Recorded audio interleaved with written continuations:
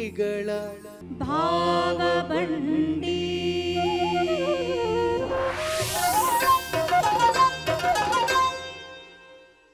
ಗಾನಗರಡಿ ಇದು ಹಾಡು ಹಕ್ಕಿಗಳ ಭಾವಬಂಡಿ ಕಾರ್ಯಕ್ರಮಕ್ಕೆ ತಮ್ಮೆಲ್ಲರಿಗೂ ಆತ್ಮೀಯವಾದ ಸ್ವಾಗತ ಸುಸ್ವಾಗತ.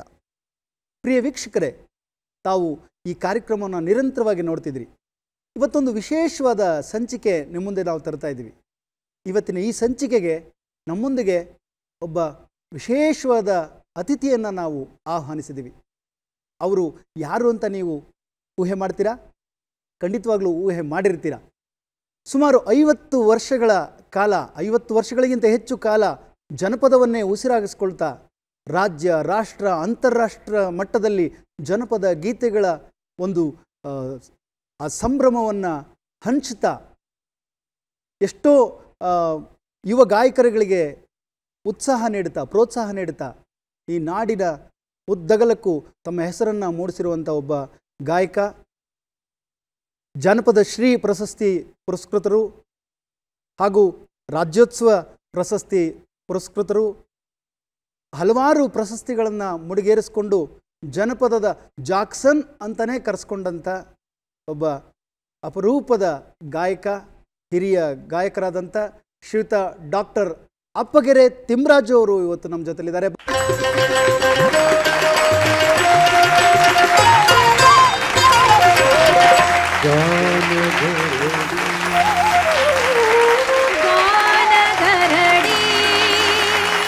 ಇದು ಹಾಡು ಹಕ್ಕಿಗಳ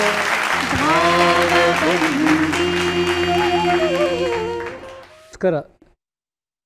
ಚಂದದಂಗೆ ಕಾಣುವ ಚಂದನದ ಟಿವಿಯ ದೂರದರ್ಶನದ ಎಲ್ಲ ಜನಪದದ ಮನಸ್ಸುಗಳಿಗೆ, ಜನಪದದ ಕಲಾವಿದರುಗಳಿಗೆ, ಜಾನಪದದ ಅಭಿಮಾನಿಗಳಿಗೆ, ಜಾನಪದದ ಸಂಶೋಧಕರಿಗೆ, ಜಾನಪದವನ್ನು ಇನ್ಮೇಲಾದರೂ ನಾನು ಕಲಿತ್ಕೊಳ್ಬೇಕು, ನನ್ನ ಹೃದಯಕ್ಕೆ ತೊಟ್ಕೋಬೇಕು ಅನ್ನುವಂಥ ಆಶೆ ಇಟ್ಕೊಂಡು ಇವತ್ತು ಈ ಚಂದನ ಟಿವಿಯ ಈ ವಿಶೇಷ ಕಾರ್ಯಕ್ರಮವನ್ನು ನೋಡ್ತಿರ್ತಕ್ಕಂಥ ಎಲ್ಲ ಅಭಿಮಾನಿಗಳಿಗೆ ನಾನು ದೂರದರ್ಶನದ ಪರವಾಗಿ ಮತ್ತು ಇಡೀ ಕರ್ನಾಟಕದ ಎಲ್ಲ ಕಲಾವಿದರ ಪರವಾಗಿ ಮತ್ತು ಇವತ್ತು ನನ್ನ ಜೊತೆ ಒಳಗಡೆ ಪ್ರಶ್ನೆ ಮಾಡಲಿಕ್ಕೆ ಕುಳಿತಿರ್ತಕ್ಕಂಥ ಪ್ರೀತಿಯ ಮುನ್ರಾಜುಗೆ ನಾನು ಅನಂತ ಧನ್ಯವಾದಗಳನ್ನು ಹೇಳ್ತಾ ಈ ಕಾರ್ಯಕ್ರಮವನ್ನು ಮಾಡ್ತಿರ್ತಕ್ಕಂಥ ಈ ಚಂದನ ಟಿವಿಗೆ ನನ್ನ 83ನೇ ಮೊದಲನೆಯ ಹಾಡಿನ ಕಾರ್ಯಕ್ರಮವನ್ನು ನೆನಪಿಸ್ತಾ ಇದೆ. ಮುಂದಕ್ಕೆ ನೋಡೋಣ ಹೇಗೆ ಅಂತ ಅನ್ನೋದು ಕನ್ನಡದ ಲೋಕವನ್ನು, ಕನ್ನಡದ ಜನಪದ ಲೋಕವನ್ನು, ಕನ್ನಡದ ಜನ ಸಿರಿ ಸಂಪತ್ತನ್ನು, ಕನ್ನಡದ ಜಾನಪದ ಲೋಕವನ್ನೇ ನೋಡ್ತಾ ತೆರೀತಾ ಇವತ್ತು ನಿಮ್ಮ ಮುಂದೆ ಇದ್ದೇನೆ. ನಮಸ್ಕಾರ. ನಮಸ್ಕಾರ. ಭಾಳ ಸೊಗಸಾಗಿ ನಿಮ್ಮ ಅನುಭವದ ಮಾತುಗಳ ಜೊತೆಗೆ ವೀಕ್ಷಕರಿಗೆ ನೀವು ಒಂದು ರೋಮಾಂಚನಕಾರಿಯಾದಂಥ ಮಾತುಗಳ ಮೂಲಕ ಅವರನ್ನು ನೀವೇ ಸ್ವಾಗತಿಸಿದ್ರಿ ಕಾರ್ಯಕ್ರಮವನ್ನು ನೋಡಲಿಕ್ಕೆ. ಅವ್ರಿಗೂ ಕೂಡ ಸ್ವಾಗತವನ್ನು ಮತ್ತೊಮ್ಮೆ ನಿಮ್ಮ ಪರವಾಗಿ ಅವ್ರಿಗೂ ಕೂಡ ಕೇಳ್ತಾ ನೀವು ಈ ಕಾರ್ಯಕ್ರಮಕ್ಕೆ ಬಂದದ್ದು ಭಾಳ ಸಂತೋಷ ಆಯಿತು. ಹಾಗೂ ನಮ್ಮ ವಾದ್ಯ ವೃಂದದವ್ರನ್ನ ಕೂಡ ನಾನು ಸ್ವಾಗತ ಮಾಡಬೇಕು. ಮೊದಲಿಗೆ ಹಾರ್ಮೋನಿಯಂ ನುಡಿಸ್ತಿದ್ದಾರೆ ಇವತ್ತು ನಮ್ಮ ಕಿರಣ್ ರವರು, ಅವ್ರಿಗೂ ಕೂಡ ಸ್ವಾಗತ. ಕೊಳಲಿನಲ್ಲಿ ನಮ್ಮ ಗಣೇಶ್ ರವರು ಇದ್ದಾರೆ, ಅವ್ರಿಗೂ ಕೂಡ ಸ್ವಾಗತ. ಮ್ಯಾಂಡೋಲಿನ್ ವಾದನದಲ್ಲಿ ಶ್ರೀಯುತ ಹರೀಶ್ ರವರಿದ್ದಾರೆ, ಅವ್ರಿಗೂ ಕೂಡ ಸ್ವಾಗತ. ತಬಲಾ ವಾದನದಲ್ಲಿ ಶ್ರೀಯುತ ಮಾರುತಿರವರು ಇದ್ದಾರೆ, ಅವ್ರಿಗೂ ಕೂಡ ಸ್ವಾಗತ. ಡೋಲಕ್ ಮತ್ತು ಇತರ ವಾದ್ಯಗಳನ್ನು ನುಡಿಸ್ತಿರುವಂಥ ನಮ್ಮ ಶಿವಮಲ್ಲು ಅವ್ರಿಗೂ ಕೂಡ ಸ್ವಾಗತ.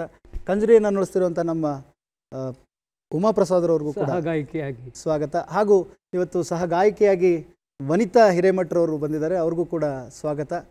ಬನ್ನಿ ವೀಕ್ಷಕರೇ, ತಡೆ ಯಾಕೆ, ಇಂಥ ಒಬ್ಬ ಗಾಯಕರನ್ನ ಕೂರಿಸ್ಕೊಂಡು ನಾವು ಸುಮ್ಮನೆ ಕೂತ್ಕೊಳ್ಳೋಕ್ಕಾಗೋದಿಲ್ಲ. ಹಾಡಿಸ್ಬೇಕು, ಹಾಡಬೇಕು, ಮಾತಾಡಬೇಕು. ಹಾಗಾಗಿ ನಿಮ್ಮ ಹತ್ರ ತುಂಬ ವಿಚಾರಗಳನ್ನು ನಾನು ಚರ್ಚೆ ಮಾಡಬೇಕು ಅಂತ ನಾನು ಕೂಡ ಉತ್ಸುಕನಾಗಿದ್ದೇನೆ. ಅದಕ್ಕೆ ಮೊದಲು ಕುತೂಹಲದಿಂದ ಇದ್ದೇನೆ.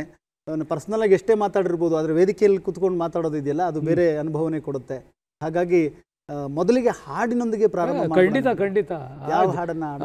ಅದು ಜನಪದ ಅಂದರೆ ಹಾಡು, ಹಾಡುವಷ್ಟು ಹಾಡು ಜನಪದವನ್ನು. ಅದರಲ್ಲೂ ಜನಪದ ಅಂದ್ರೆ ಹೆಣ್ಣುಮಕ್ಕಳು ಹಾಡು, ಹೆಣ್ಣುಮಕ್ಕಳು ಕಟ್ಟಿಕೊಟ್ಟಿದ್ದ ಹಾಡು. ಜಾನಪದ ಹುಟ್ಟಿದ್ದೇ ಹೆಣ್ಣು ಮಕ್ಕಳಿಂದ, ಜಾನಪದ ಆರಂಭವಾದದ್ದೇ ಹೆಣ್ಣು ಮಕ್ಕಳಿಂದ ಅಂತ ಆರಂಭವಾದ ಹಾಡು. ಆರಂಭ ಏನು ಅಂದರೆ 4 ಗಂಟೆಗೆ ಅಂದಿನ ಹೆಣ್ಮಕ್ಳು ಇಡೀ ಮನೆ ತುಂಬ ಎಲ್ರಿಗೂ ಅಡುಗೆ ಮಾಡಬೇಕಲ್ಲ, ಆಗ ಅವ್ರಿಗೆಲ್ರಿಗೂ ಕೂಡ ರಾಗಿ ಬೀಸಬೇಕಲ್ಲ, ಅದು ಆರಂಭ ಆದದ್ದು ಬೆಳಿಗ್ಗೆ ಹೆಣ್ಣುಮಗಳು ಆ ರಾಗಿ ಕಲ್ಲಿನಿಂದ.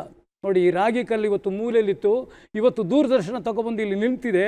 ನನಗೆ ಎಲ್ಲ ಹಳೆ ನೆನಪುಗಳು, ನನ್ನ ಅಜ್ಜಿಯ ಪುಟ್ಸಿದ್ದಮ್ಮ ರಾಗಿ ಬೀಸ್ತಂಥ ನೆನಪುಗಳನ್ನು ಇವತ್ತು ಈ ರಾಗಿ ಕಲ್ಲು 4 ಗಂಟೆಗೆ ಎದ್ದು ಬೀಸ್ತಿಂತ ನಮ್ಮನೆಯಲ್ಲೂ ನಾನು ನೋಡಿದ್ದೀನಿ, ರಾಗಿ ಬೀಸಿದ್ದು ನಾನು ನೋಡಿದ್ದೀನಿ. ಹೌದೌದು, ಖಂಡಿತ.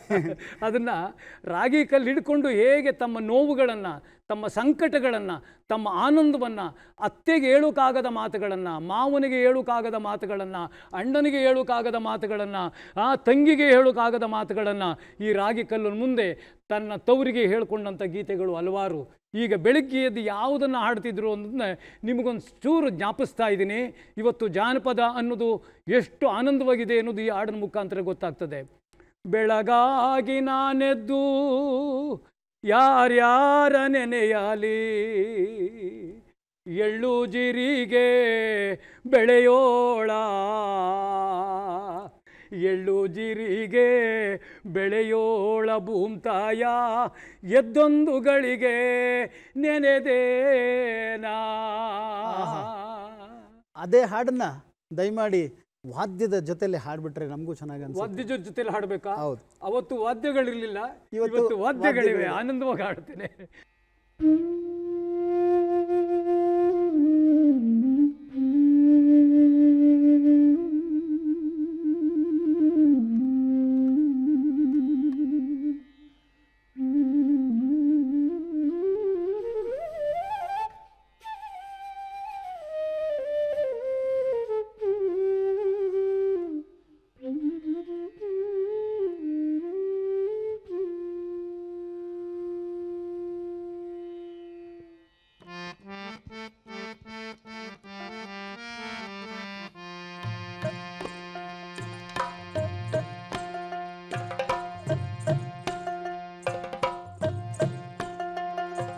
ಬೆಳಗಾಗಿ ನಾನೆದ್ದು ಯಾರ್ಯಾರ ನೆನೆಯಲಿ,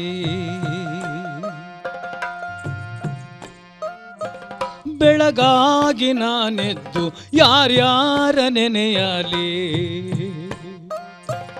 ಬೆಳಗಾಗಿ ನಾನೆದ್ದು ಯಾರ್ಯಾರ ನೆನೆಯಲಿ, ಎಳ್ಳು ಜೀರಿಗೆ ಬೆಳೆಯೋಳ, ಎಳ್ಳು ಜೀರಿಗೆ ಬೆಳೆಯೋಳ ಭೂಮ್ತಾಯ, ಎದ್ದೊಂದು ಗಳಿಗೆ ನೆನೆದೇನಾ, ಎದ್ದೊಂದು ಗಳಿಗೆ ನೆನೆದೇನಾ.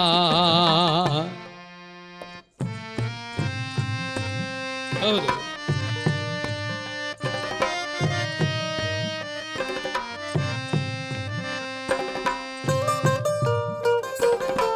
ಹೌದಪ್ಪ.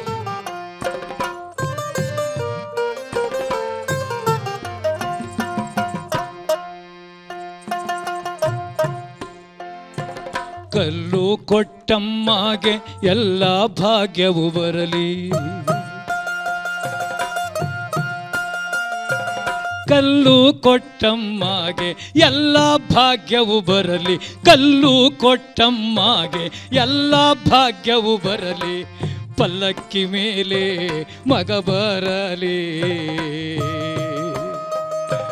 ಪಲ್ಲಕ್ಕಿ ಮೇಲೆ ಮಗ ಬರಲಿ, ಈ ಮನೆಗೆ ಮಲ್ಲಿಗೆ ಮುಡಿಯೋ ಸೊಸೆ ಬರಲಿ, ಮಲ್ಲಿಗೆ ಮುಡಿಯೋ ಸೊಸೆ ಬರಲಿ, ಬೆಳಗಾಗಿ ನಾನೆದ್ದು ಯಾರ್ಯಾರ ನೆನೆಯಾಲಿ, ಬೆಳಗಾಗಿ ನಾನೆದ್ದು ಯಾರ್ಯಾರ ನೆನೆಯಾಲಿ, ಎಳ್ಳು ಜೀರಿಗೆ ಬೆಳೆಯೋಳ, ಎಳ್ಳು ಜೀರಿಗೆ ಬೆಳೆಯೋಳ ಭೂಮ್ತಾಯ, ಎತ್ತೊಂದು ಗಳಿಗೆ ನೆನೆದೇನಾ.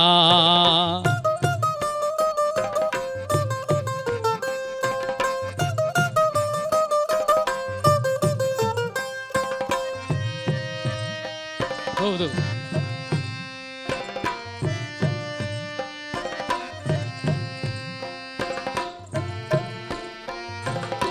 ಹೌದಪ್ಪ.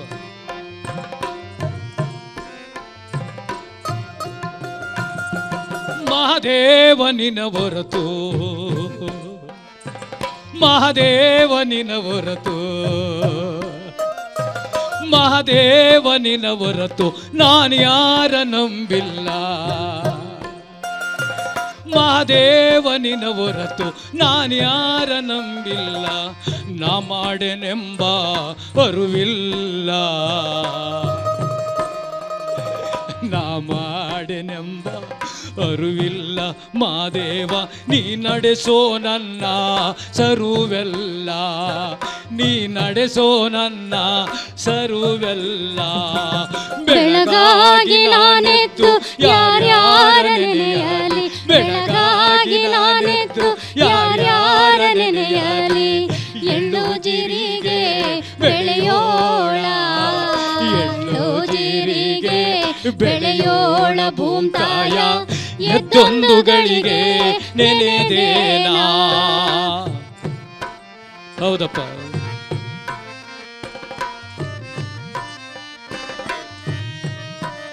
ಏನಯ್ಯ, ಇಂಥ ಹಾಡುಗಳನ್ನ ಯಾವ ಡಿಗ್ರಿ ತಾನೇ ಓದಿರ್ತಕ್ಕಂಥವ್ರು ಈ ಪದಗಳನ್ನ ಬರೀಕ್ ಸಾಧ್ಯ? ನಾಡೆಲ್ಲ ನಲಿಯಾಲಿ, ಬೀಡೆಲ್ಲ ಬೆಳೆಯಾಲಿ, ನಾಡೆಲ್ಲ ನಲಿಯಾಲಿ, ನಾಡೆಲ್ಲ ನಲಿಯಾಲಿ, ಬೀಡೆಲ್ಲ ಬೆಳೆಯಾಲಿ. ನಾಡೋ ನುಡಿ ಹಬ್ಬ ಹರಡಾಲಿ, ನಾಡೋ ನುಡಿ ಹಬ್ಬ ಹರಡಾಲಿ. ನಾಡೊಡೆಯ ನಾಡೊಲವುಗೊಂಡು ಬಾಳಾಲಿ, ನಾಡೊಲವುಗೊಂಡು ಬಾಳಾಲಿ. ಬೆಳಗಾಗಿ ನಾನೆತ್ತು ಯಾರ್ಯಾರ ನೆನೆಯಾಲಿ, ಬೆಳಗಾಗಿ ನಾನೆತ್ತು ನಾನ್ಯಾರ ನೆನೆಯಾಲಿ.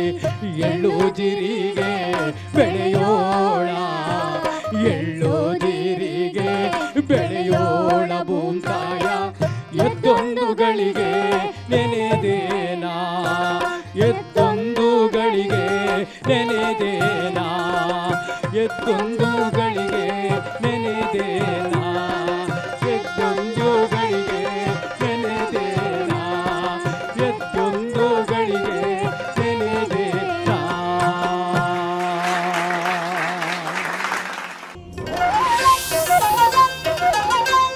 ಬೆಳಗಾಗಿ ನಾನೆದ್ದು ಯಾರ್ಯಾರ ನೆನೆಯಲಿ, ಎಳ್ಳು ಜೀರಿಗೆ ಬೆಳೆಯೋಳ ಭೂತಾಯ, ಎದ್ದೊಂದು ಗಳಿಗೆ ನೆನೆದೇನ ಅನ್ನೋ ಒಂದು ಜನಪದ ತ್ರಿಪದಿಯ ಹಾಡನ್ನು ಅಷ್ಟು ಸೊಗಸಾಗಿ ಹಾಡಿದ್ರು ತಿಮ್ಮರಾಜು ಸರ್ ಅವರು.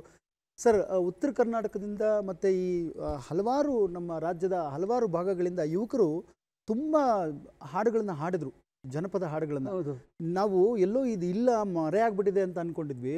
ಸುಮಾರು 400ರಿಂದ 500 ಹಾಡನ್ನು ನಾವು ರೆಕಾರ್ಡ್ ಮಾಡಿದ್ದೀವಿ. 400ರಿಂದ 500 ಹಾಡನ್ನು ರೆಕಾರ್ಡ್ ಮಾಡಿದ್ದೀವಿ, ಜನಪದ ಹಾಡುಗಳು. ಆಮೇಲೆ ಈ ಜನಪದ ಹಾಡುಗಳ ಜೊತೆಗೆ ಯಾವುದು ಜನಪದ, ಯಾವುದು ಜನಪದ ಶೈಲಿ, ಯಾವುದು ಇದು ಜನಪದ ಅಲ್ಲ ಅಂತ ಕೂಡ ನಾನು ಅದನ್ನ ವಿವರಣೆ ಕೊಟ್ಟು ಹೇಳಿದೆ. ಸರಿ. ಯಾಕೆಂದ್ರೆ ನಮ್ಮ ಮುಂದಿನ ಪೀಳಿಗೆಗೆ ಅದು ತಿಳಿಬೇಕು ಅಂತ ನಾವು ಅಂದ್ಕೊಂಡಿದ್ದು. ಇಲ್ಲ, ಜನಪದ ಇನ್ನೆಲ್ಲಿ ಬಾಯಿನಲ್ಲಿ ಇಲ್ವೇನೋ ಅಂತ ಅನ್ಕೊಂಡಿದ್ವಿ. ಆದ್ರೆ ಇಲ್ಲಿ ಬರ್ತಿರೋಂಥ ಗಾಯಕರುಗಳನ್ನ ನೋಡಿದಾಗ ನಿಜವಾಗ್ಲೂ ಜನಪದ ಬಹಳಷ್ಟು ಇದೆ ಅಂತ ಅನಿಸ್ತಾ ಇದೆ. ಸರ್, ಈ ಬಗ್ಗೆ ನಿಮ್ಗೇನು ಹೇಳ್ತೀರಿ? ಈ ಮುಂದಿನ ಯುವಜನಕ್ಕೆ ನೀವು ಏನು ಸಂದೇಶನ ಕೊಡ್ತೀರಿ? ನೋಡಿ, ಜನಪದ ಸಾಹಿತ್ಯ, ಜನಪದ ಅನ್ನೋದು ಒಂದು ಪರಂಪರೆಯ ಸಾಲುದೀಪ. ಪರಂಪರೆ ಅಂದ್ರೆ ಏನು? ಯಾವಾಗ ಮನುಷ್ಯ ಹುಟ್ಟಿದ್ನೋ, ಯಾವಾಗ ಮನುಷ್ಯನ ಹಿಂದೆ ಮಾತು ಹುಟ್ಟಿತೋ, ಯಾವಾಗ ಮನುಷ್ಯನ ಜೊತೆಲಿ ಪ್ರಾಣಿಯ ಶಬ್ದಗಳನ್ನು ಮನುಷ್ಯ ಅದನ್ನು ಅನುಕರಣೆ ಮಾಡ್ತಾ ಹೋದ್ನೋ, ಅನುಕರಣೆ ಮಾಡೋದ್ರ ಮುಖಾಂತರ ಮಾತುಗಳು ಯಾವಾಗ ಆರಂಭವಾದವೋ ಅವತ್ತೇ ಕೂಡ ಜಾನಪದ ಹುಟ್ಟಿತು ಅಂತ ಇವತ್ತಿನ ಪೀಳಿಗೆ ಹೇಳಬೇಕಾಗಿದೆ. ಆ ಹೇಳುವ ಸಂದರ್ಭ ಇವತ್ತು ದೂರದರ್ಶನ ಚಂದನ ನನಗೆ ಒದಗಿಸ್ಕೊಟ್ಟಿದೆ. ಜನಪದದಲ್ಲಿ ಏನಿಲ್ಲ ಏನಿಲ್ಲ ಹೇಳಿ? ಯಾವುದಿಲ್ಲ ಜನಪದದಲ್ಲಿ. ಇವತ್ತು ಜನಪದ ಕಟ್ಟಿರುವ ಸಂಸ್ಕೃತಿಯನ್ನೇ, ಜನಪದವರು ಹುಟ್ಟಿಸಿರ್ತಕ್ಕಂಥ ಸಂಸ್ಕೃತಿಯನ್ನೇ, ಜನಪದವರು ಕಟ್ಟಿರ್ತಕ್ಕಂಥ ಎಲ್ಲ ಸಂಪ್ರದಾಯಗಳನ್ನೇ, ಜನಪದರು ಕಟ್ಟಿರ್ತಕ್ಕಂಥ ಎಲ್ಲ ದೇವರ ಆಚರಣೆಗಳನ್ನೇ, ಜನಪದರು ಕಟ್ಟಿರ್ತಕ್ಕಂಥ ಎಲ್ಲ ನಂಬಿಕೆಗಳನ್ನೇ ಇವತ್ತು ನಾವು ಎಷ್ಟೇ ಇಂಜಿನಿಯರ್ ಓದಿರ್ಬೋದು, ಎಷ್ಟೇ ಡಾಕ್ಟ್ರು ಓದಿರ್ಬೋದು, ಎಷ್ಟೇ ಓದಿರ್ಬೋದು, ಎಷ್ಟೇ ವಿಶ್ವವಿದ್ಯಾಲಯಗಳಲ್ಲಿ ನಾವು ಅಧ್ಯಾಪನ ಮಾಡಬಹುದು, ಆದರೆ ನಾವು ನಂಬಿಕೆಗಳನ್ನು ಬಿಟ್ಟು ಹೋಗೋಕ್ಕಾಗಲ್ಲ. ಆ ನಂಬಿಕೆಗಳನ್ನು, ಆ ವಿಚಾರಗಳನ್ನು, ಆಚಾರಗಳನ್ನು ಕಲಿಸಿದ್ದು ನಮ್ಮ ಪರಂಪರೆ, ನಮ್ಮ ಹಿರಿಯರು. ಮನುಷ್ಯನ ಹುಟ್ಟಿನಿಂದ ಸಾವಿನವರೆಗೂ ಎಲ್ಲ ಆಯಾಮಗಳಲ್ಲೂ ಒಂದೊಂದು ಪ್ರತಿಯೊಂದು ಸಾಂದರ್ಭಿಕವಾಗಿ ಪದಗಳನ್ನು ಕಟ್ಟುವಂಥ ಜಾಣ್ಮೆ ನಮ್ಮ ಜನಪದರಿಗಿತ್ತು. ಹೇಳ್ಬೋದು. ಅವ್ರಿಗೂ ಮತ್ತೊಂದು ಗೀತೆಯನ್ನ ನಿಮ್ಮ ಹೌದು, ಬಾಯಿನಲ್ಲಿ ಕೇಳಬೇಕು ಅಂತ ಆಸೆ ಆಗ್ತಿದೆ. ಯಾವ ಹಾಡನ್ನ ಖಂಡಿತ ಆಯ್ಕೆ ಹಾಡ್ತೀನಿ. ಮಾಡ್ತೀರಿ ಸರ್? ಜನಪದರೆಲ್ಲ ಅನುಭವದಿಂದ ತಗೊಂಡಂಥವ್ರು, ಹಾ, ಅನುಭವ ಅವ್ರಿಗೆ ಅನುಭವನೆ, ಅವರ ಬದುಕು, ಅವರ ಬದುಕಿನ ಜೊತೆಯಲ್ಲೇ ಬಂದಂಥದ್ದು, ಸಂಕಷ್ಟಗಳಿಂದ ಬಂದಂಥದ್ದು, ಸುಖದಿಂದ ಬಂದಂಥದ್ದು, ಸಂತೋಷದಿಂದ ಬಂದಂಥದ್ದು. ಈಗ ಸಂತೋಷಕ್ಕೊಂದು ಹಾಡ್ಬೇಕಲ್ಲ ಸರ್? ಸಂತೋಷಕ್ಕೆ ಅಯ್ಯೋ ಖಂಡಿತವಾಗ್ಲೂ ಕೂಡ ಮತ್ತೊಂದು ಗೀತೆ ಕೇಳೋಣ. ಅದು ಯಾವುದು ಅಂತ ಹೇಳಿದ್ರೆ ಬಹಳ ಚೆನ್ನಾಗಿದೆ. ಗಿರಿಜನರ ಹಾಡುವಂಥದ್ದು. ಗಿರಿಜನರು ಇವತ್ತು ಸೋಲಿಗರು ಹಾಡುವಂತ ಹಾಡು. ಎಷ್ಟೋ ಜನ ಹಾಡಿದ್ದಾರೆ ಅದನ್ನು. ಆದರೆ ನಾನು ಆಡಿದ್ದಂಥ ಕಾಲ 80ನೇ ಇಸ್ವಿ. 83ರಲ್ಲಿ ಮೊದಲು ಬ್ಲ್ಯಾಕ್ ಆ್ಯಂಡ್ ವೈಟಲ್ಲಿ ದೂರದರ್ಶನದಲ್ಲಿ ಜನಪದ ಗೀತೆಯನ್ನು ಹಾಡಿದಂಥ ಅವಕಾಶ ನನಗೆ ಕೊಟ್ಟಿದೆಯಲ್ಲ, ಇವತ್ತು ಈ ದೂರದರ್ಶನವನ್ನು ಇನ್ನೂ ಕೂಡ ಗೌರವಿಸ್ತೀನಿ, ಇನ್ನೂ ಕೂಡ ಪ್ರೀತಿಸ್ತೀನಿ. ಇವತ್ತು ಕೂಡ ಜನತೆ ದೂರದರ್ಶನವನ್ನು ನೋಡ್ತಾ ಇದೆ, ಚಂದನವನ್ನು ಚಂದವಾಗಿ ನೋಡ್ತಾ ಇದೆ. ಮೂಲೋಕದಯ್ಯ ಚಂದನ ವಾಹಿನಿಯ ಚಂದದ ವೀಕ್ಷಕರಿಗೋಸ್ಕರ ಸೋಲಿಗರ ಪದ ಮೂಲೋಕದಯ್ಯ ದೇವನೇನಯ್ಯ ಸೋಲಿಸಬೇಡ ಗೆಲಿಸಯ್ಯ.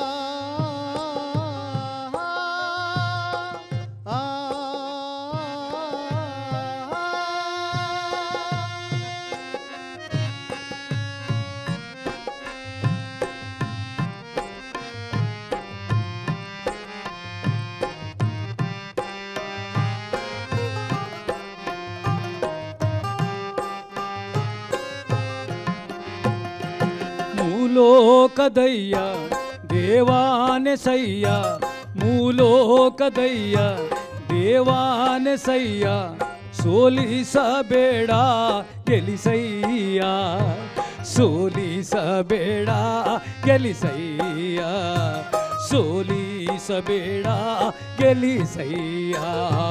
ಮೂಲೋಕದಯ್ಯ ದೇವಾನೆಸಯ್ಯ, ಮೂಲೋಕದಯ್ಯ ದೇವಾನೆಸಯ್ಯ, ಸೋಲಿಸಬೇಡ ಗೆಲಿಸಯ್ಯ, ಸೋಲಿಸಬೇಡ ಗೆಲಿಸಯ್ಯ, ಸೋಲಿಸಬೇಡ ಗೆಲಿಸಯ್ಯ.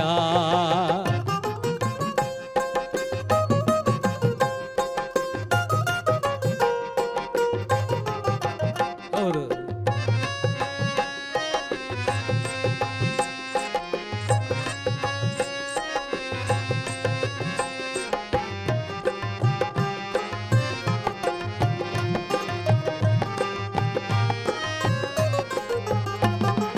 ಬೆಟ್ಟ ಬೆಟ್ಟದ ಮೇಲೆ ಬಿಳಿ ಕುದುರೆ ಏರೋನೆ, ಬಿಳಗಿರಿ ಬಿಳಗಿರಿ ಬಿಳಗಿರಿ ಬಿಳಗಿರಿ.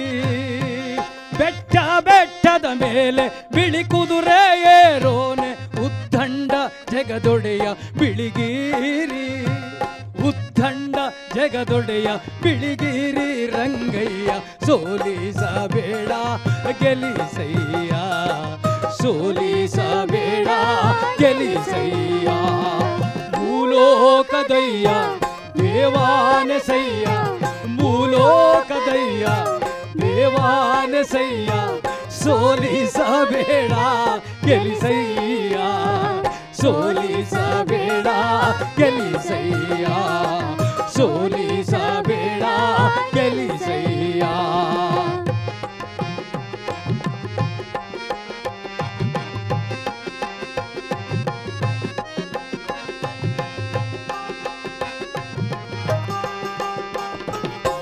ಹೌದು,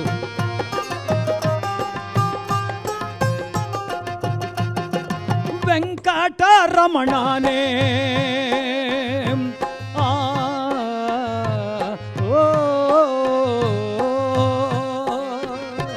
ವೆಂಕಟರಮಣನೇ ಎಳೆಯ ಗೋವಿಂದಾನೆ ವೆಂಕಟರಮಣನೇ ಎಳೆಯ ಗೋವಿಂದಾನೆ ಭಗುತಾರಿ ಗೊಲಿಯೋ ಸುಗುಣಾನೆ ಭಗುತಾರಿ ಗೊಲಿಯೋ ಸುಗುಣಾನೆ ಬಿಳಗಿರಿ ಸೋಲಿಸಬೇಡ ಗೆಲಿಸಯ್ಯ ಸೋಲಿಸಬೇಡ ಗೆಲಿಸಯ್ಯ ಮೂಲೋಕದಯ್ಯ ದೇವಾನಸಯ್ಯ ಮೂಲೋಕದಯ್ಯ ದೇವಾನಸಯ್ಯ ಸೋಲಿಸಬೇಡ ಗೆಲಿಸಯ್ಯ ಸೋಲಿಸಬೇಡ ಗೆಲಿಸಯ್ಯ ಸೋಲಿಸಬೇಡ ಗೆಲಿಸಯ್ಯ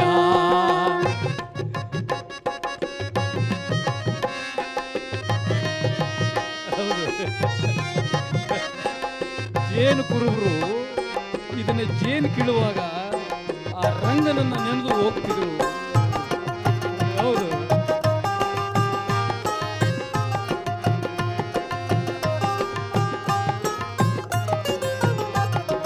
ನಂಜನಗೂಡಲ್ಲಿ ಆ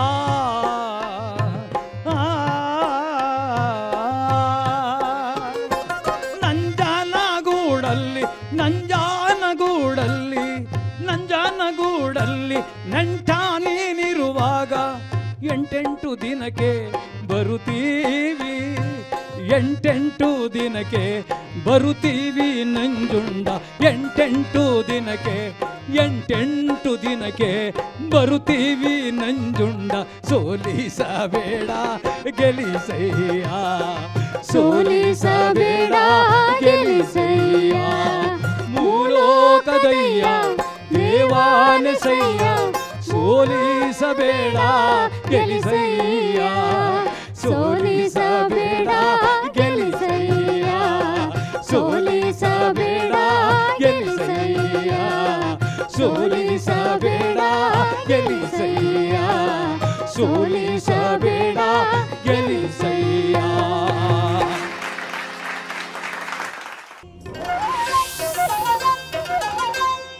ಸೋಲಿಗರು ಕೆಂಪಯ್ಯ ಈ ಹಾಡನ್ನು ನನಗೆ ನನ್ನ ಎದೆಗೆ ಬಿಚ್ಚೋದವನು. ಅನಾಮಧೇಯರು ಜನಪದರು, ಅನಾಮಧೇಯರು ಅವರು ಅನಾಮಧೇಯರು ಯಾರ ಹೆಸರೂ ಇಲ್ಲ. ಇವತ್ತು ಒಂದು ಕವಿತೆಯನ್ನು ಬರೆದರೆ ಅವರ ಹೆಸರು ಕೆಳಗಡೆ ಇರುತ್ತೆ. ನಮ್ಮ ಜನಪದವರ ಹೆಸರು ಇವತ್ತೂ ಕೂಡ ಇಲ್ಲ. ಅಜ್ಞಾತ ಕವಿಗಳ ಅಮರಗೀತೆ ನಾಮಧೇಯ ಕಲಾವಿದರುಗಳು ಇಂಥ ನಾಮಧೇಯ ಕಲೆಗಳನ್ನು ಹುಟ್ಟಿಸಿದಾರಲ್ಲ, ಇಂಥ ಸಂಪತ್ತನ್ನು ಕೊಟ್ಟಿದ್ದಾರಲ್ಲ, ಇಂಥ ಸಂಪತ್ತನ್ನು ನೀವು ಯಾಕೆ ಅಳವಡಿಸ್ಕೋಬಾರ್ದು ಅನ್ನೋದು ನನ್ನ ಒಳಗಿನ ಆಶಯ.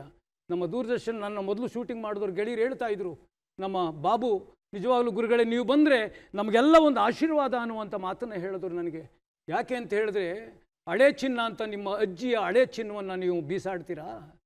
ನಿಮ್ಮ ಅಜ್ಜಿ ಹಳೆ ಚಿನ್ನವನ್ನು ನೀವೇನು ಮಾಡ್ತೀರಿ? ಹೌದು, ನಮ್ಮ ಅಜ್ಜಿ ಹಳೆ ಚಿನ್ನ, ನಮ್ಮ ತಾತ ಕೊಟ್ಟಿದ್ದ ಹಳೆ ಚಿನ್ನ, ಅದನ್ನು ನಾನು ಮಾಡ್ರನ್ನಾಗೆ ಮಾಡಿಸ್ಕೊಳ್ಳೋಣ, ಅದನ್ನು ಆಧುನಿಕವಾಗಿ ಮಾಡಿಸ್ಕೊಂಡು ನನ್ನ ಕಿವಿಗೆ ಹಾಕ್ಕೊಳ್ಳೋಣ, ನನ್ನ ಮೂಗಿಗೆ ಹಾಕ್ಕೊಳ್ಳೋಣ, ನನ್ನ ಕತ್ತಿಗೆ ಹಾಕ್ಕೊಳ್ಳೋಣ ಅನ್ನುವಂಥ ಆಶಯ. ಜಾನಪದ ಅನ್ನೋದು ಹಳೆಯ ಚಿನ್ನ, ಆದರೆ ಹಳೆಯ ಚಿನ್ನ ಎಲ್ಲೂ ಕೂಡ ಅದು ಮುಚ್ಚಿ ಹೋಗುವುದಿಲ್ಲ. ಹಳೆಯ ಬೇರು ಹೊಸ ಚಿಗುರು ಸೇರಿರಲು ಮರ ಸೊಬಗು. ಹೌದೌದು, ಹಾಗಂತ ನಾವು ಹಳಬ್ರನ್ನೂ ಬಿಡೋಂಗಿಲ್ಲ, ಹೊಸಬ್ರಿಗೆ ಪ್ರೋತ್ಸಾಹ ಕೊಡದೇ ಇರೋಂಗಿಲ್ಲ. ಕೊಡ್ಲೇಬೇಕು. ಹೊಸಬ್ರಿಗೆ ಪ್ರೋತ್ಸಾಹ ಕೊಟ್ಟರೆ ಮಾತ್ರ ನಾವು ಈ ಜನಪದವನ್ನು ಉಳಿಸ್ಲಿಕ್ಕೆ ಸಾಧ್ಯ ಆಗುತ್ತೆ. ಹೌದೌದು. ಹಾಗಾಗಿ ನಮ್ಮ ಜವಾಬ್ದಾರಿ ತುಂಬಾ ಇದೆ, ಯುವ ಜನರಿಗೆ ಕಲಿಸುವಂತ ಇದು ಜವಾಬ್ದಾರಿ ಇದೆ. ಆಮೇಲೆ ನಾನು ಈ ಜನಪದದ ವಿಚಾರವಾಗಿ ನಿಮ್ಮನ್ನೊಂದು ಪ್ರಶ್ನೆ ಕೇಳಬೇಕು ಅಂತ. ಏನಂದ್ರೆ, ಈ ಜನಪದ ಸಾಹಿತ್ಯ ಯಾರು ರಚನೆ ಮಾಡಿದ್ರಲ್ಲ, ಅಜ್ಞಾತ ಕವಿಗಳ ಅಮರಗೀತೆಗಳು ಅಂತ ನಾವು ಹೇಳ್ತೇವೆ. ಬಾಯಿಂದ ಬಾಯಿಗೆ ತಮ್ಮ ನೋವು ನಲಿವುಗಳನ್ನು ಹಂಚ್ಕೊಳ್ಳುವಂಥ ಸಂದರ್ಭದಲ್ಲಿ ಪದಗಳನ್ನು ಕಟ್ಟಿ ಹಾಡ್ತಾ ಹೋಗ್ತಿದ್ರು. ಹೌದು, ಬಹುತೇಕ ಇವ್ಯಾವು ಕೂಡ ಕಮರ್ಷಿಯಲ್ ಅಲ್ಲ, ವಾಣಿಜ್ಯ ದೃಷ್ಟಿಯಿಂದ ಕಟ್ತವಲ್ಲ, ಆತ್ಮತೃಪ್ತಿಗೋಸ್ಕರ ಜನಪದ ಹಾಡುಗಳನ್ನ ಕಟ್ಟಿದ್ದು. ಖಂಡಿತ ಖಂಡಿತ ಅಲ್ವಾ? ಆದರೆ ಅದಾದ್ಮೇಲೆ ಎಷ್ಟೋ ಜನ ಗಾಯಕರು ಅದನ್ನ ಒಂದು ಬೇರೆ ರೀತಿಯಲ್ಲಿ ಹಾಡ್ತಾ ತಂಡಗಳನ್ನ ಕಟ್ಕೊಂಡು ಅದನ್ನ ಒಂದಿಷ್ಟು ವಾಣಿಜ್ಯೀಕರಣ ಮಾಡೋದು ಬೆಳೀತು. ಹೌದು, ಹಾಗೆ ಬೆಳೆದದ್ದು ಸರಿನಾ, ಅಥವಾ ಇದಕ್ಕೆ ಏನಾದ್ರು ಜನಪದಕ್ಕೆ ಪ್ರೋತ್ಸಾಹ ಸಿಗ್ತಾ ಇದರಿಂದ, ಅಥವಾ ಏನಾದರೂ ಅದಕ್ಕೆ ಮೂಲ ಜನಪದರಿಗೆ ಏನಾದ್ರು ಹೊಡೆತ ಬಿತ್ತ? ಬಹಳ ಒಳ್ಳೆ ಪ್ರಶ್ನೆ ಕಣೆ. ಯಾಕೆಂದ್ರೆ ಆ ಮೂಲ ಜನಪದ ಗಾಯಕರನ್ನ ಕರೆಸಿ ಕೂರಿಸಿದ್ರೆ ಪಾಪ ಈ ವಾದ್ಯಗಳ ಜೊತೆ ಹಾಡೋದೇ ಇಲ್ಲ. ಜನ ಹಾಗೆ ಹಾಡಿದ್ರೆ ಅದನ್ನು ಸ್ವೀಕರಿಸೋಕ್ಕೆ ಸ್ವಲ್ಪ ಹಿಂದೆ ಮುಂದೆ ನೋಡ್ತಿರ್ತಾರೆ, ಇದೇನೇನೋ ಹಾಡ್ತಿದ್ದಾರೆ ಅಂತ. ಇದ್ರ ಪೀಕ್ಲಾಟ ನನ್ನ ಒಳಗಡೆ ಯಾವಾಗಲೂ ಕಾಡ್ತಾ ಇರುತ್ತೆ. ನಿಮ್ಮ ಅಭಿಪ್ರಾಯ? ನನ್ನ ಅಭಿಪ್ರಾಯ, ನಾನು ಮೊದಲು ಈಗ ಸ್ವಲ್ಪ ಬೆರೆಸಿ ಆಧುನಿಕತೆಯಾಗಿ ಬೆರೆಸಿ ಅಂದೆ. ನಾನು 81ರಲ್ಲಿ 79ರಲ್ಲಿ ನೀನು ಸ್ಪರ್ಧೆಯಲ್ಲಿ ಬಂದಾಗ ನಿನಗೆ ಬಹುಮಾನ ಕೊಟ್ಟದ್ದು ಕೂಡ ಈಗ ಜ್ಞಾಪಕ ಬರ್ತಾ ಇದೆ. ಅವೆಲ್ಲವನ್ನೂ ಕೂಡ ಯಾಕೆ ಅಂತ ಹೇಳಿದ್ರೆ, ಹಳೇದಕ್ಕೆ ಸ್ವಲ್ಪ ನಾವು ಬೆರೆಸಿ ಮಾಡ್ರನ್ನಾಗಿ ಆಡಿದಾಗ ಇವತ್ತು ನಿಜವಾಗ್ಲೂ ಕೇಳುವ ಸ್ಥಿತಿ ಇವತ್ತು ಖಂಡಿತವಾಗ್ಲೂ ಕೂಡ ಇದೆ. ಎಲ್ಲ ಪಾಶ್ಚಿಮಾತ್ಯ ಸಂಗೀತದ ನಡುವೆ ಇವತ್ತು ನಮ್ಮ ಹಳೆಯ ಬೇರುಗಳು, ನೀನು ಹೇಳಿದಾಗೆ ನಮ್ಮ ಜನಪದ ಸಂಪತ್ತು ಯಾವುದು ಅನ್ನುವಂಥ ಕೆದಕುವ ಸಂದರ್ಭ ಬಂದಿದೆ. ಲಂಡನ್ ಆಸ್ಪತ್ರೆ ಒಳಗಡೆ ಒಬ್ಬ ಔಷಧಿಯ ಮಾರುವಂಥವನು, ಔಷಧಿಯನ್ನು ಕೊಡುವಂಥವನು 1846ನೇ ಇಸ್ವಿನಲ್ಲಿ ಜನಪದ ಅಂತ ಮೊದಲು ಹೆಸರು ಕೊಡ್ತಾ ಹೋಗ್ತಾನೆ. ಆ ಜನಪದ ಬಂದದ್ದು ಅವನಿಂದ. ಆ ಜನಪದ ಅಂತ ಹುಟ್ಟಿದ್ದು ಫೋಕ್ಲೋರ್ ಅಂತ ಇಂಗ್ಲೀಷಲ್ಲಿ ಅವನು ಕೊಡ್ತಾನೆ. ಇಡೀ ಜಗತ್ತಲ್ಲೆಲ್ಲ ಕೂಡ ಆಮೇಲೆ 1846ನೇ ಇಸ್ವಿಯಿಂದ ಜಾನಪದ ಅನ್ನೋದು ಪ್ರಾರಂಭ ಆಗ್ತದೆ. ಈ ಹಳೆಯ ಜಾನಪದವನ್ನು ಹೊಸ ಪೀಳಿಗೆಗೆ ನಾವು ಹೇಗೆ ಕಲಿಸ್ಬೋದು ಅನ್ನುವಂಥ ಮತ್ತದ್ದು. ಉದ್ಯೋಗವನ್ನು ಹೇಗೆ ಮಾಡ್ಬೋದು ಅಂತ ಹೇಳಿ, ಖಂಡಿತ ಇದು ಒಳ್ಳೆಯ ಪ್ರಶ್ನೆ. ಖಂಡಿತ ಉದ್ಯೋಗ ಆಗಲಿಕ್ಕೋಸ್ಕರನೇ ಕನ್ನಡ ಮತ್ತು ಸಂಸ್ಕೃತಿ ಇಲಾಖೆಯಲ್ಲಿ 2006-07ರಲ್ಲಿ ನಾವು ಜಾನಪದ ಜಾತ್ರೆಯನ್ನು ಶುರು ಮಾಡಿದೋ. ಜಾನಪದ ಜಾತ್ರೆ ಶುರು ಮಾಡಿದ್ದೇ ನಮ್ಮ ಯುವಕರಿಗೆ ಒಂದು ಉದ್ಯೋಗ ಸಿಕ್ಕಲಿ, ಆ ಕಲೆ ಪ್ರದರ್ಶನ, ಬಹಳ ಒಳ್ಳೆ ಉತ್ತರ, ಆ ಪ್ರದರ್ಶನಗಳಿಂದ. ಆದರೆ ಅದ್ರ ಹಿಂದೆ ಏನು ನಡೀತು ಅಂದರೆ, ಮೂಲ ಜನಪದ ಕಲಾವಿದರಿಗೆ ಪೆಟ್ಟಾಗಿದೆ. ಇದು ಖಂಡಿತ ಪೆಟ್ಟಾಯಿತು. ಯಾಕೆ ಅಂತ ಹೇಳಿದ್ರೆ, ಯಾರೂ ಕೂಡ ಅತ್ತೆನ ಖಂಡಿತವಾಗ್ಲೂ ಸೊಸೆ ಅನ್ನೋಕ್ಕೆ ಸಾಧ್ಯನೇ ಇಲ್ಲ. ಈ ಮೂಲಕ ನಾನು ವಾಹಿನಿ ಮೂಲಕ ನಾನು ಕೇಳ್ಕೊಳ್ಳೋದೇನೆಂದರೆ, ಮೂಲ ಜನಪದ ಕಲಾವಿದರು ಇಲ್ಲಿಗೆ ಬನ್ನಿ, ಖಂಡಿತವಾಗ್ಲೂ ಬನ್ನಿ, ನಾವು ವೇದಿಕೆಯನ್ನು ಮಾಡಿಕೊಡ್ತೀವಿ. ಖಂಡಿತವಾಗ್ಲೂ ನಿಮಗೆ ಹಾಡಲಿಕ್ಕೆ ನಾವು ಅವಕಾಶ ಮಾಡಿಕೊಡ್ತೀವಿ ಅಂತ ನಾವ್ಯಾರು ಹೇಳಲಿಕ್ಕೆ, ಆದರೆ ಅವರಲ್ಲಿರೋ ಪ್ರತಿಭೆಯನ್ನು ತೋರಿಸ್ಬೇಕಾದ ಕರ್ತವ್ಯ ನಮ್ಮದಿದೆ. ಹಾಗಾಗಿ ಮತ್ತೊಂದು ಹಾಡನ್ನು ಕೇಳಬೇಕು. ಹಳಬರಲ್ಲಿ ಏನಾಗಿದೆ ಇವತ್ತು ಯುವ ಪೀಳಿಗೆಗಳು ನಿಜವಾಗಲೂ ಕೂಡ ಒಂದಿಷ್ಟು ಹಾಡಿಗೆ ಆಗಲೇ ಕೂಡ ಆಡಿದ್ದಾರೆ. ಅವ್ರು ಆಗಲೇ ಖಾಲಿ ಮಾಡ್ಕೊಂಬಿಟ್ಟಿದ್ದಾರೆ. ಖಾಲಿ ಆಗಿದೆ ಜನಪದ. ಎಲ್ಲೂ ಖಾಲಿ ಆಗಲ್ಲ. ಸಮುದ್ರ ಇದ್ದಾಗೆ ಒಬ್ಬ ಮೀನುಗಾರ ಸಮುದ್ರಕ್ಕೆ ಹೋದರೆ ಬರೀ ಕೈಲಿ ಬರುವುದೇ ಇಲ್ಲ.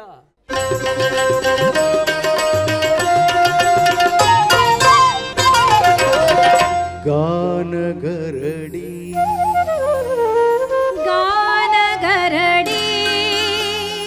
ಇದು ಹಾಡು ಹಕ್ಕಿಗಳ ಭಾವ ಬಂಡಿ.